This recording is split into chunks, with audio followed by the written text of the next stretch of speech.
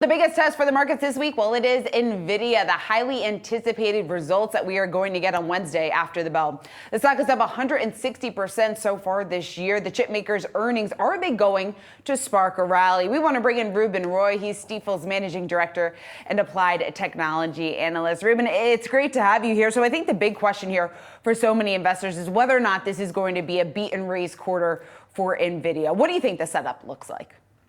Hi, good morning. Thanks for having me. Well, I think it needs to be a beat and raise quarter because I think that's sort of built in to investor expectations. Certainly the discussions that we're having would suggest that there's widely anticipated expectations for a beat for the July quarter earnings and then a sort of a beat on the guidance for the October quarter. The focus, of course, is going to be on the data center segment, which is where all the AI action is, both for AI compute and AI networking. And I'd say the data points coming through June quarter earnings would suggest that the AI, as you mentioned, that the AI trade is still on. The AI investment cycle is still on. The CapEx from the cloud service providers was up higher than expectations. And I think the guidance and outlook for most of those companies was also up as you look towards the back half of the year. And then other supply chain companies like Taiwan Semi, which manufactures Nvidia's chips, or Supermicro, which makes a lot of the servers that are used in the cloud service provider networks, also had really significant beats and raises. And so we think the setup's pretty strong here going into the print.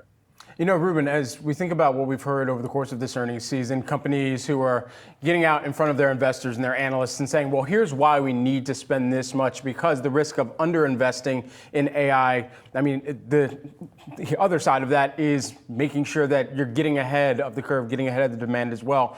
How much should Nvidia continue to make sure that it's showing investors that it is investing itself and putting CapEx towards even more of those solutions that they could bring to data centers? And what does that look like for investors as well here, evaluating what that spend looks like going forward? Yeah, Brad, that is the biggest debate and sort of we're having with investors, which is, you know, this idea that, okay, there's a lot of investment going on today, but what's the ROI? What's the ROI look like? And when are we going to start to see some of these enterprise companies that are investing a lot today make money on this stuff? I'd say, you know, on your point about NVIDIA, certainly from an R&D perspective, NVIDIA is investing quite aggressively. They've accelerated the cadence at which they bring out compute technology to the marketplace. So we've got the H series of GPUs, Hopper 100, Hopper 200 out today. NVIDIA, you know, widely has talked about the Blackwell series, which is coming out.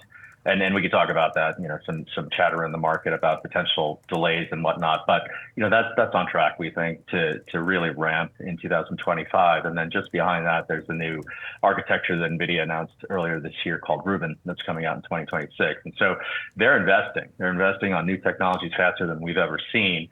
And then on the flip side, if you look at the M&A landscape, you know, there's a lot going on. Early last week, AMD announced that they were going to buy ZT Systems, which is essentially a manufacturer of you know, massive servers, AI servers that then get installed in data center networks. And so, you know, why do they do that? Well, they're doing that to acquire a lot of engineers that are experts in, you know, sort of the next generation of data center architectures, which are changing very quickly based on these compute technologies that companies like NVIDIA and AMD are coming out with. And so there's a lot going on that would suggest that the investment cycle continues. And to your point, a lot of companies, I absolutely agree, that we speak to say they'd rather overinvest by a year than underinvest by a quarter.